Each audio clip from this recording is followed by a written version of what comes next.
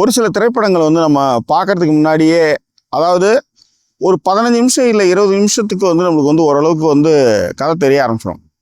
இவன் தான் இதான் நடக்க போகுது, ஆனால் ஏதோ ஒன்று கிளைமேக்ஸில் ஒன்று பண்ண போகிறான்.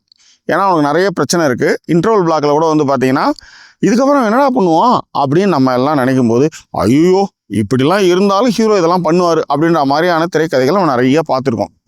ஆனால் அந்த திரைக்கதையினுடைய அந்த உண்மைத்தன்மை நம்புற மாதிரி இருந்ததுன்னா அந்த படம் வந்து சக்ஸஸ். அப்படி இல்லைன்னு வச்சுக்கோங்களேன், சிரிச்சுட்டு போயிடுவாங்க. என்னை பொறுத்தவரையிலையும் கிளைமேக்ஸில் வந்து நீங்கள் வந்து ட்விஸ்ட் வைக்கலாம். அந்த ட்விஸ்ட்டு வந்து நம்புற மாதிரி இருக்கணும், அக்செப்டபுளாக இருக்கணும். அப்படி இருக்கும்போது ஆமாம்ல நாம் ஒன்று நினச்சோம், அதை வேறு மாதிரி பண்ணிட்டான், நம்ம நினச்சே பார்க்காத அளவுக்கு ஒன்று பண்ணிட்டான் அப்படின்ட்டு.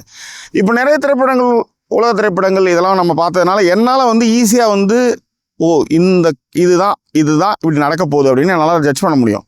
ஆனால் எல்லாரையும் ஜட்ஜ் பண்ண முடியாது.